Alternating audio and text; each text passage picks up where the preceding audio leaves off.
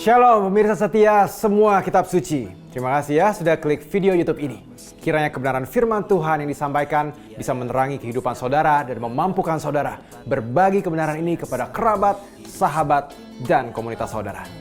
Jangan lupa ya, berkat Tuhan jangan sampai disimpan sendiri. Ayo klik tombol subscribe dan like, dan share video ini sebanyak-banyaknya ke orang yang kamu kenal. Tuhan Yesus memberkati.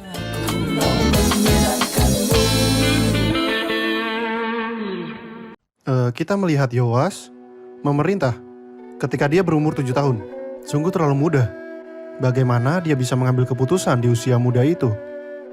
Apakah usia 7 tahun sudah cukup bagi seseorang untuk menjadi raja, mengambil keputusan penting? Tentu saja, dalam logika manusia, bagaimana seseorang bisa selamat dari pembantaian ini? Bagaimana Tuhan bisa memakai dia untuk menjadi raja dan memerintah saat berusia 7 tahun? Tapi Tuhan selalu menyimpan untuk dirinya sebuah rahasia yang unik. Seperti yang kita dengar dari Dr. Esam, Yoyada, imam yang saleh, hadir di tengah-tengah kejahatan ini. Tapi Tuhan sedang mempersiapkan dia untuk melakukan kehendak Tuhan melalui dia.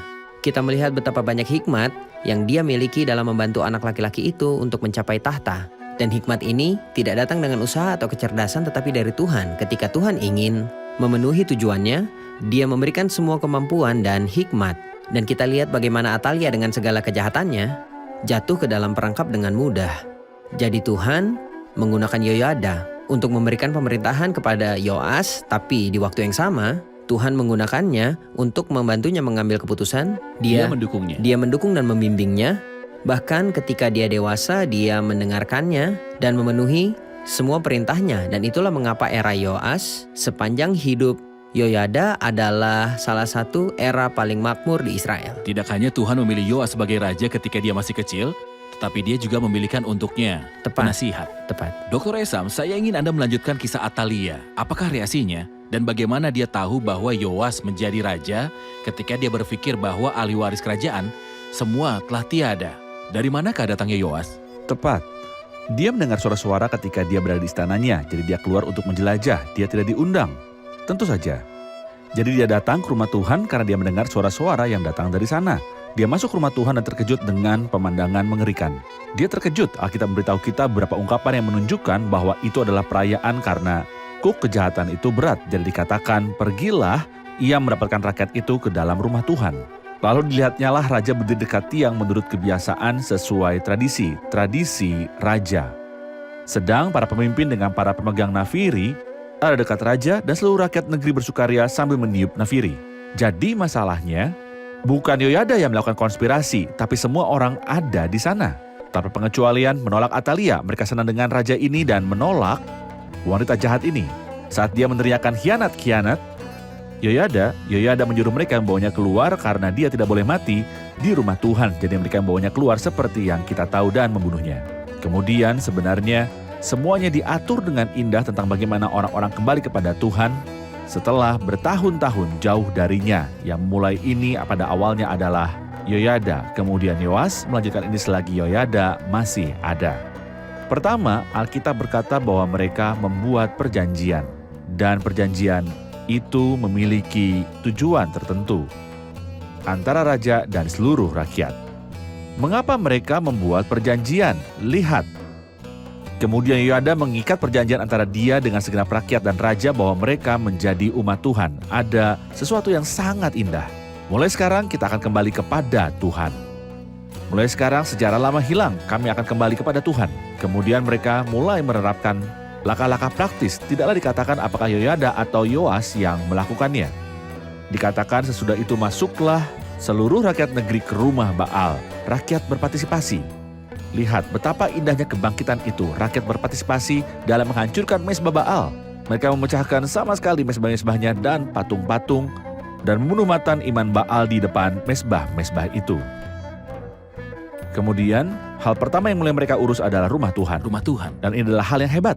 Baik Yoyada maupun raja ini, tapi Tuhan jaga dan urapi. Dia merawat rumah Tuhan sejak masa kecilnya. Dia merawat rumah Tuhan dan perak dibawa ke rumah Tuhan dan bagaimana memperbaiki rumah Tuhan. Dr. Medat, Dr. Esam merujuk pada Yoas yang mulai memperbaiki rumah Tuhan. Bisakah Anda mengomentari tentang bagaimana keadaan pada masa pemerintahan Yoas dan bagaimana kebangkitan rohani terjadi dimulai dengan mengurus rumah Tuhan? Kita tahu bahwa raja-raja Israel, kerajaan Israel yaitu kerajaan utara memiliki 19 raja dan kerajaan Yehuda memiliki 20 raja. Semuanya tanpa terkecuali adalah raja-raja Adalah jahat. Di antara 20 raja, 10 raja Ini milik Yehuda. milik Yehuda. Sekitar 10 adalah raja yang baik. Ada kebangkitan di era 5 raja. Salah satunya adalah Yoas di sini. Nyatanya terima kasih kepada Yoyada yang saleh, Yoas mulai kembali kepada Tuhan dan firman-Nya dan merawat bait sucinya. Dan kebangkitan apapun, saudara, ayat dalam kehidupan setiap orang atau masyarakat tidak dimulai tanpa kembali dulu pada Tuhan dan firman-Nya dan rumahnya. Tepat. Inilah alasan awal dari kebangkitan yang besar. Dampaknya sangat besar bagi semua orang. Dan itulah mengapa merawat rumah Allah, rumah Tepat, Tuhan. tepat. Dari hal-hal yang menyangkut Tuhan adalah awal Melalui dari berkat. firman-Nya.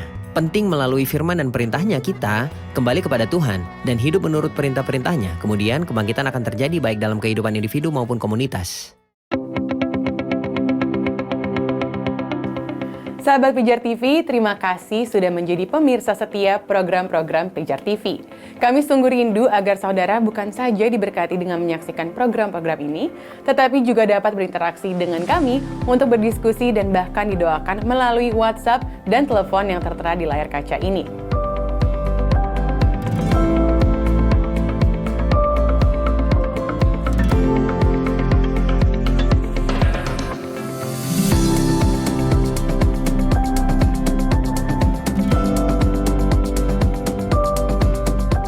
Hubungi kami sekarang melalui WhatsApp, tim Respon Pijar TV siap untuk melayani saudara.